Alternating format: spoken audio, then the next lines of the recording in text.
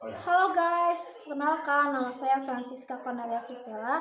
Saya dari Diploma 3 Keperawatan dari Stikes Leluhur. Hari ini saya akan menjelaskan salah satu kesenian Indonesia dari Sumatera Utara, itu tortor. Tarian tradisional masyarakat Batak Toba disebut tortor. Tortor dalam bahasa Batak berarti tarian, sedangkan aktivitas menari disebut manortor. Tortor ini berasal dari suara hentakan kaki penari di atas papan rumah adat Batak. Penari bergerak dengan iringan gondang yang juga bernama menyentak. Tujuan tarian ini dulu untuk upacara kematian, panen, penyembuhan, dan pesta muda-mudi. Tortor awalnya memang dilakukan saat acara ritual yang berhubungan dengan roh. Roh dipanggil dan masuk ke patung-patung yang merupakan simbol leluhur. Patung tersebut lalu bergerak serta menari. Tarian ini akhirnya bertransformasi seiring waktu hingga ke wilayah perkotaan dan dalam konteks modern. Tortor bukan lagi ritual, melainkan suatu hiburan semata. Nah, ada beberapa jenis tortor. Apa aja nih ya? 1. Jenis-jenis tortor yang dikenal dan dipraktekkan dalam kebudayaan.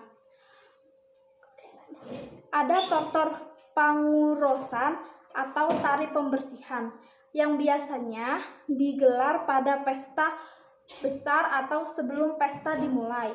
Tempat tersebut dibersihkan agar jauh dari mara bahaya. Kemudian ada tortor sipitu, cawan atau tari 7 cawan. Tari ini biasa digelar pada saat pengukuhan seorang raja. Oke, lanjut. Ada tortor tunggal Panaluan, biasanya digelar apabila suatu desa dilanda musibah. Maka tortor tunggal Panaluan ditarikan oleh para dukun untuk mendapat tujuan mengatasi musibah yang dimaksud.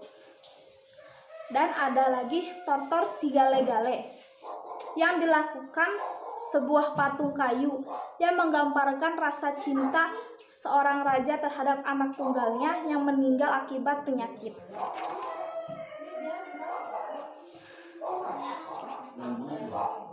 Dalam setiap jenis-jenis tortor itu ada 3 pesan utama yang ingin disampaikan. 1. Takut dan taat pada Tuhan pencipta alam. Sebelum tari dimulai harus ada musik persembahan pada Tuhan Yang Maha Esa. Yang kedua, pesan ritual untuk penghormatan leluhur dan orang-orang yang masih hidup. Ketiga, pesan untuk khalayak ramai yang hadir dalam upacara. Dalam manortor, setiap penari memakai ulos. Ulos itu seperti apa sih? Nah, seperti yang saya pakai ini namanya ulos.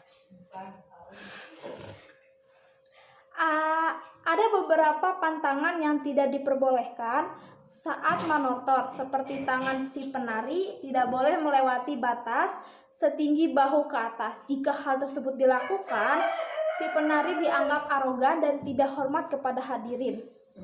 Adapun alat musik yang digunakan adalah ogung, terdiri dari 4 ogung. Secara garis besar, terdapat 4 gerakan dalam tortor. 1. Pangurdot, gerakan yang dilakukan